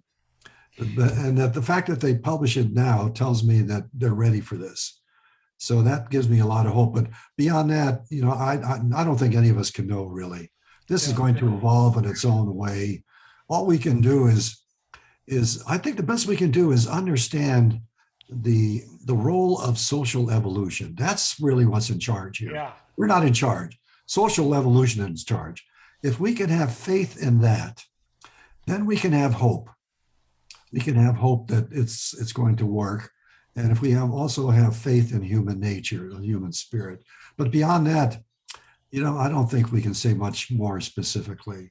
It would be, if we had a precise plan, it would probably prove to be erroneous. We're going to be surprised by this. Yeah. We're going to be surprised. And coming back to that whole perspective from a neuroscientist, I mean, that idea that, can we change? Can we shift our perspective? Can we think more globally? Can we evolve? I mean, because we're talking about some great giant shifts here that Bill's presenting to us, and how can that happen within the experience? Okay, well, I think what Bill said is really, really important, because we have a bicameral brain with two kinds of ways of thinking, and we have emphasis in the last several thousand years as we have come from times when perhaps women had more to say. It has basically been the masculine energy, the rational, that has overtaken and closed the other parts of the brain and prevented them from coming forward. Now, when you talk about subjective consciousness as offering the feminine perspective, I think that the big secret of America, that from Canada, we sort of watch this a bit on the margin, but the big secret that's going to change the world is that they have finally understood the value that women have to make a contribution, and the rest, in many parts of the world, that has been so suppressed. I mean, places like Saudi Arabia, that of course they'll never go forward. And I also like your idea about the lead in business, but I'm not quite sure that we as academics also should sit back and say, leave it all social to just one evolution. sector of society. We should have every sector of society participate. Yes, Yeah. I think it's a And we very should, broad scope, but I also think that we should put our foot in the solutions. oh yeah, we should be making demands on these institutions. We should let our visions, our views be known. We expect them to do thus and so. Exactly. Yeah. What about the rise of new institutions as well, rather than trying to reform the old ones? Right. That's one thing to do, but That's the get Buckminster Fuller together idea. collectively, rise up, and Yeah. and help women step more into leadership roles, right? It- Open up it- more of right. those doorways. Sorry, as a neuroscientist, the reason I'm optimistic is the human brain. We are learning as we have the incredible technology to now look inside what's going on in the brain, is that the subjective side, the value side that you point out, is by far the most powerful part of the brain that we have been suppressing. And so if we let that rise to partnership, to equality, we are going to see some things that we can't even imagine right now. And I think that's why the younger generation is so important, because they're going to live through that moment of opportunity to release their imagination on what we could become. So that's why I think your work is so important, because you're moving that, you're putting the data on the table, and you're making that very clear. So bravo on that, and thank you, Paul and Laura, for. Well, fabulous to have your voice in the Thank you for conversation. the good work that you're doing. No, I fully agree with what you said. You're exactly right. Thank you so much. And Desmond, did you want to make a comment? Yeah, I just wanted to answer the question about the vision. The vision is that we've got people around the world collaborating, finding common ground, not holding to fixed positions that are intractable.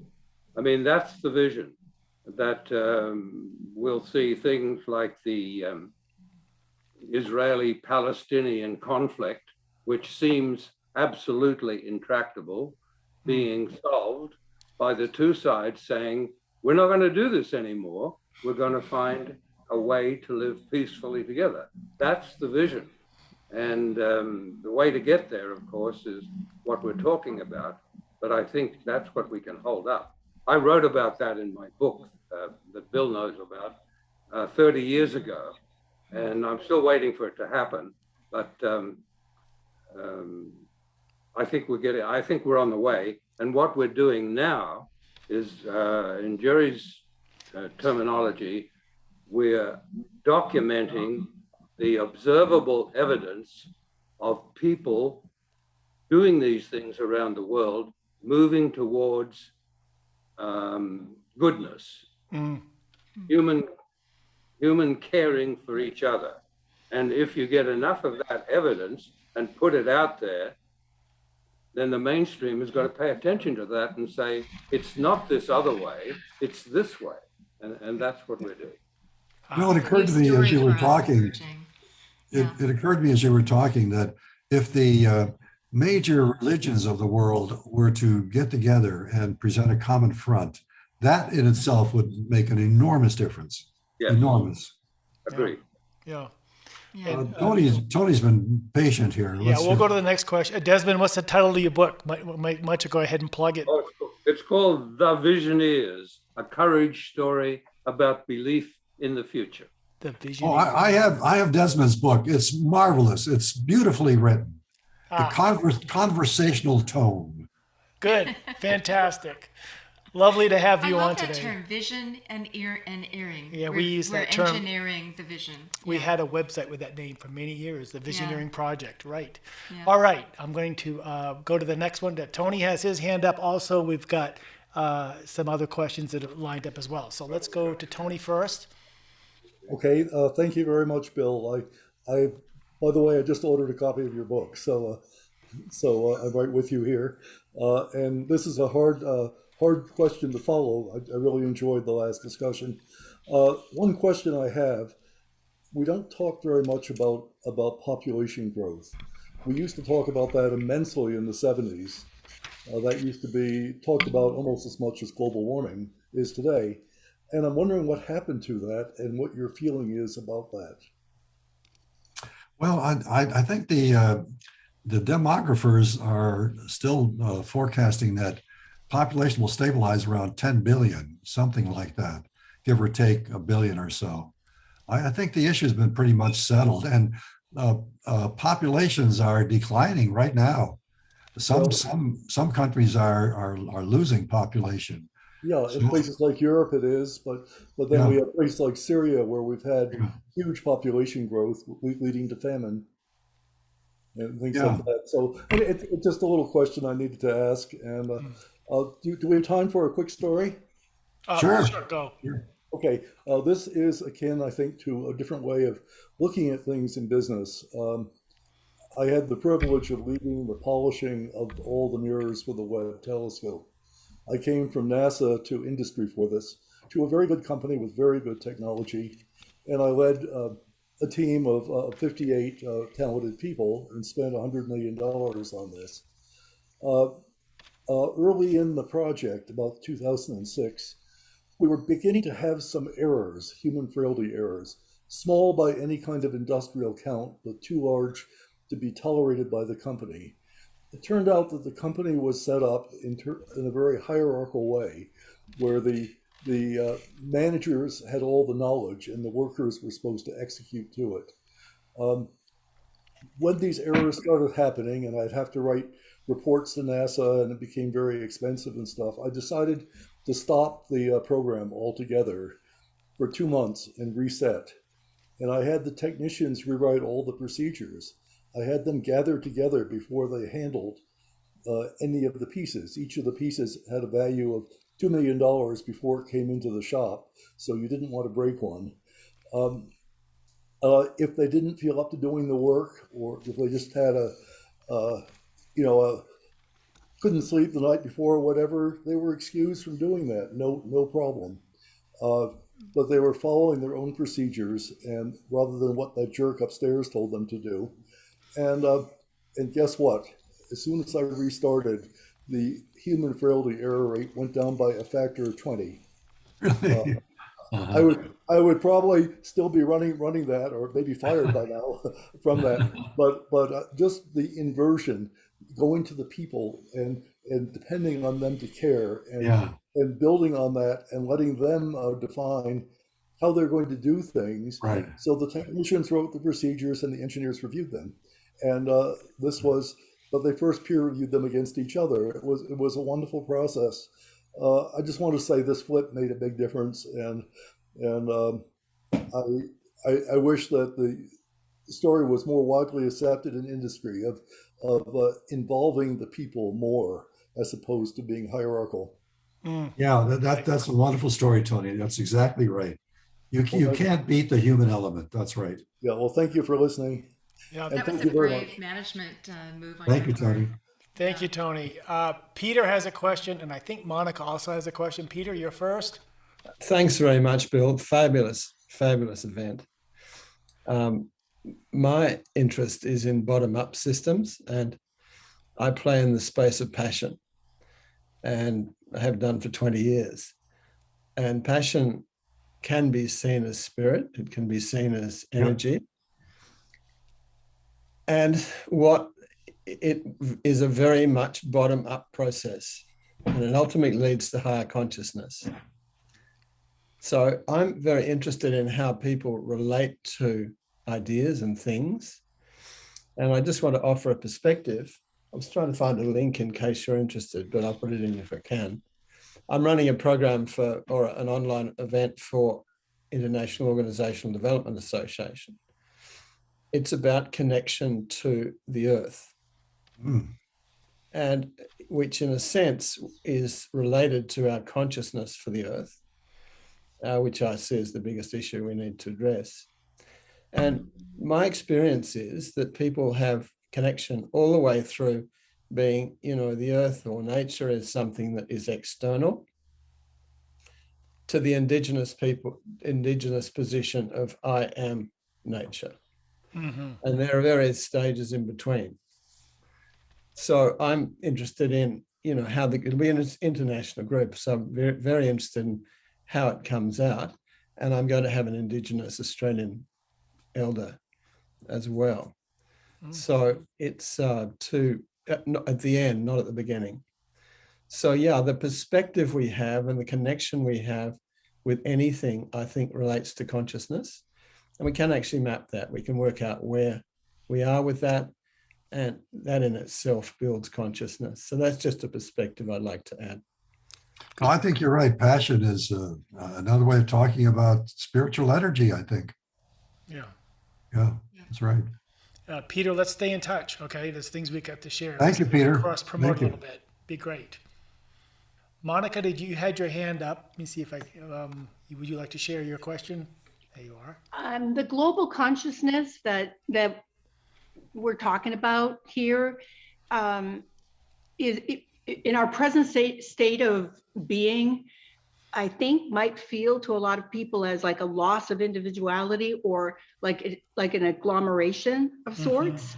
But the unity that we're talking about, I think is what Teilhard calls, and you talk about Teilhard, right, is a differentiated unity that's deep, that deepens relationality involving, the feminine, that the feminine comes in with that relationality.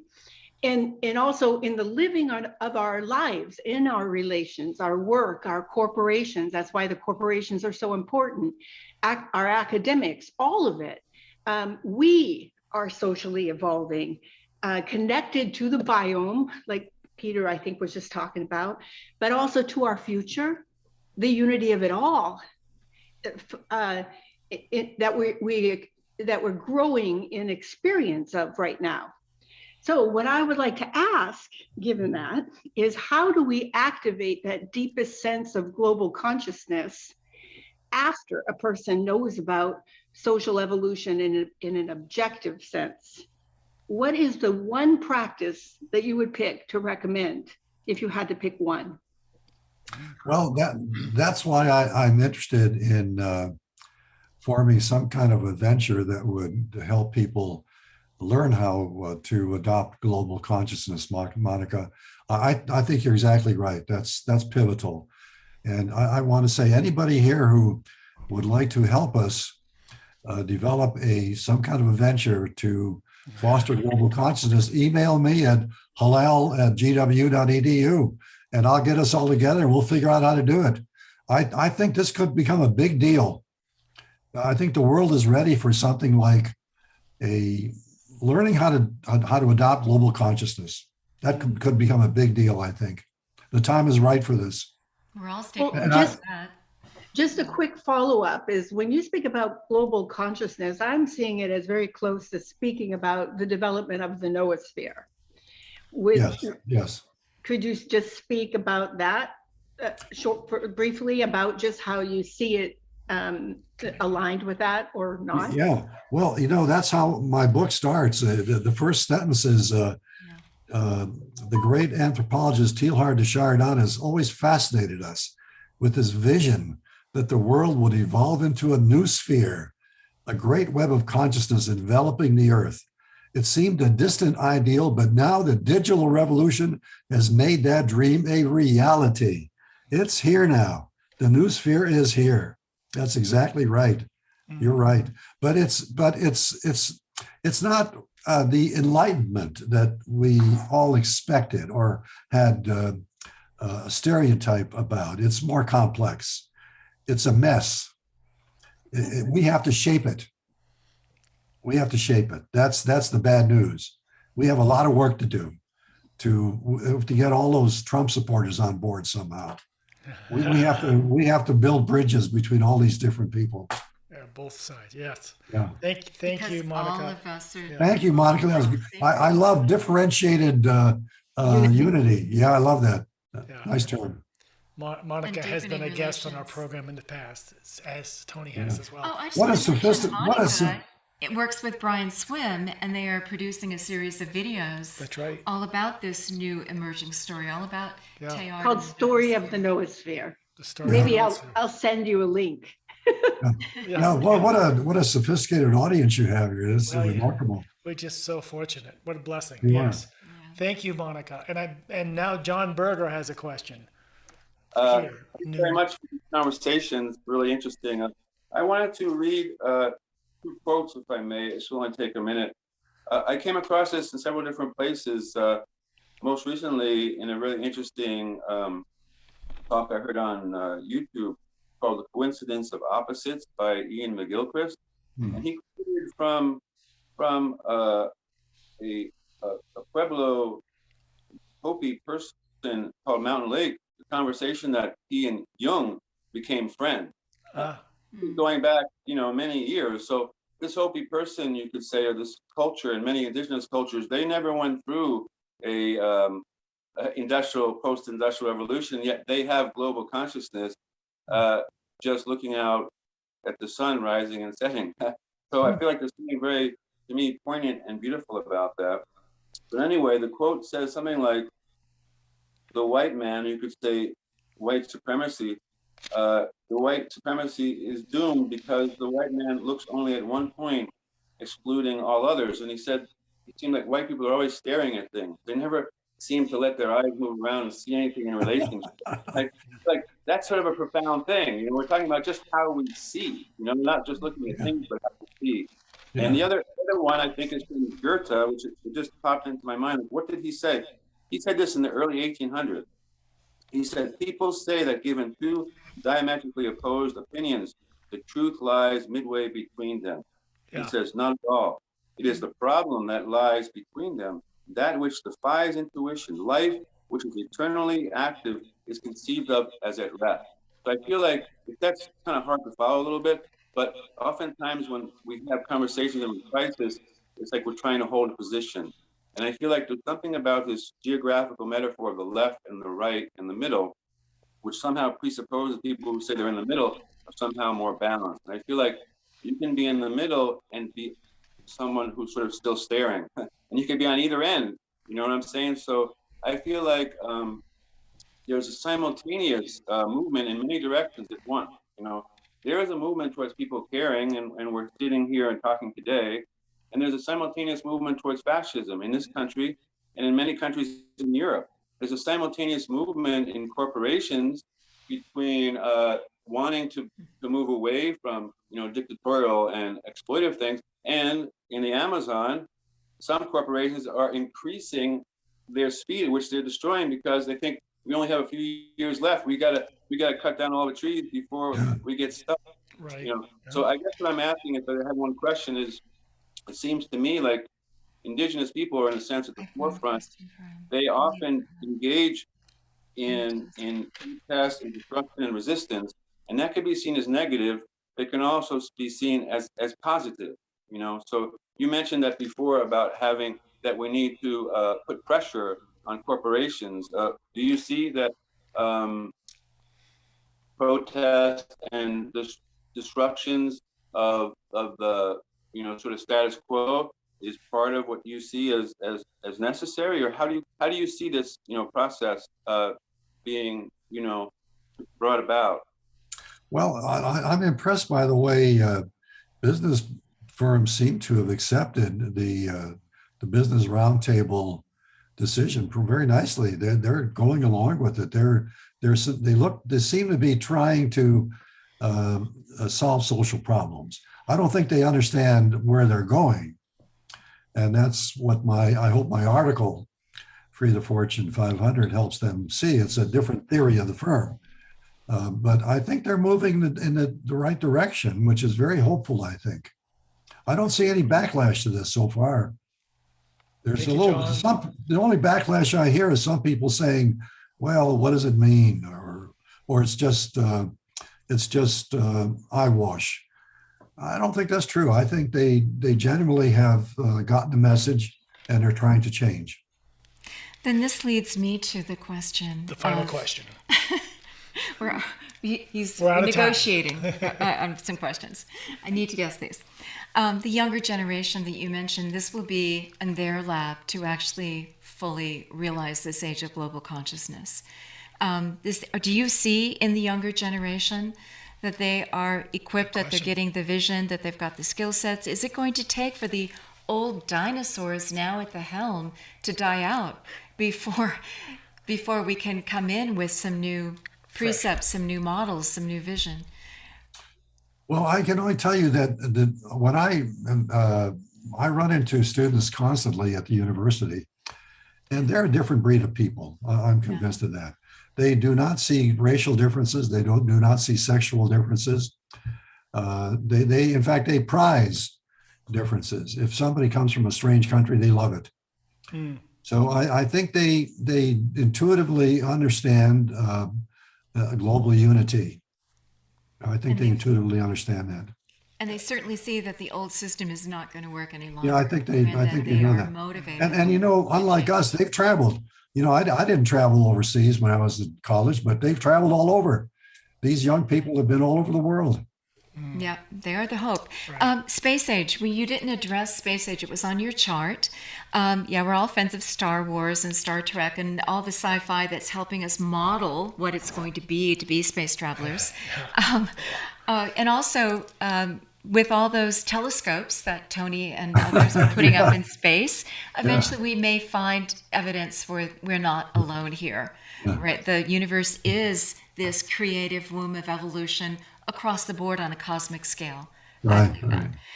We'll eventually find that. So how do you see space age? And my diss on the current efforts were really only about the elite few getting to go their escape pods and leave the rest of us behind. I watched Don't Look Up. I thought it was a brilliant film and funny. So where's the space age? Where's beyond the age of consciousness? Well, the fascinating thing about the space age is that it intrinsically provides us with global consciousness. For instance, I mentioned this on our last show, when William Shatner went into near-Earth orbit with Jeff Bezos, he came back overwhelmed. He experienced global consciousness by being out in space. He saw the Earth as a single whole and how fragile it is. He came back, he had global consciousness. And so I think as we see more people going into space, we're going to have these people talk about global consciousness. As Tony, and all of the total eclipse and get that sense of it as well. But go ahead. Sorry. Yeah, excuse me. There's one other thing, Laura. All of the astronauts, or most of the astronauts, experienced something like that. It's not well known, but they called it the overview effect. When they were in space, they all felt differently. They were awed, and they experienced global. Yeah. And we've talked with Edgar Mitchell back in the 90s, had extensive interviews with him, and we appreciate the Institute of Noetic Sciences that he created. Right. So I agree with that. I guess my concern was that let's get Earth fixed. Let's pay some attention here. Right. Exactly. You don't need to build the biggest yacht in the world. Come and put some resources here to help fix these problems. If you truly want to be a hero, there's plenty to do here. Yeah. Well, one of the forbidden things I said in this article is going to appear in Fortune is I said, what's the point of making millions of dollars after $75,000 a year? Happiness it doesn't get any better. So the rest is just ego enhancing. I mean, that's almost heresy, But look what the divorced wives are doing with their millions. They're out there doing good, right? They're out supporting charities. Yeah. So. I just want to make one last pitch. If anybody here is interested in helping us start this global consciousness workshop, please email me at halal, HALAL, at gwu.edu, and I'll get you together. Bill, what do you envision for a workshop? I don't know. It depends on what all of us decide to do. I could see this being a 2-hour online thing. I could see it being a 1-day workshop. And I could see lots of different people, all of the people here, all participating, and not just my voice, but everybody, all of us collectively teaching one another about global consciousness. And our own history. What you really have also shown us is that as Tayar did, as Brian and Monica, as Brian and others are doing, that there is an evolution to this. We have a baseline of this. This is our destiny. This is where we're going. Yeah. Get on with it. Don't fall off the track. Nature is our best friend. Right. Nature is the answer. We are part of that. Sure. We see the wisdom right here, Peter and Tony and Desmond and Monica. I mean, collectively, if we could get all of us together and share this wisdom and develop a global consciousness that helps people change their mindset, boy, that's what we have to do. We have to change the mindset of people. I want to acknowledge the work that Monica DeRaspa, you just met, is doing with Brian Swim. Yeah. I want to acknowledge what Brian Tucker is doing with the Guild and also the Deep Time Network to tell this new story, to bring it out, to put more science to it. Yeah. So, and Tyler Volk is also another voice that's coming up in March about this, about nature is here and here are the answers, and we're on this evolutionary track, and that is possible, and this is part of it. This is what you're doing, Bill. I appreciate that you're there in the business sector, the technology sector. And the academic. You've worked with government sectors. You've worked with all of it. And here you are, a voice saying, this is possible. We are spiritual beings first and foremost. That this age of consciousness is where we're heading. And so that message of hope just needs to get out there. So. And a great example of your academic scholarship is that you come asking questions. You didn't come here with telling us. You said, what do you think? How can we participate, et cetera? So I appreciate a phone to answer. Yeah. Yeah. That's God calling, saying you're on the right path.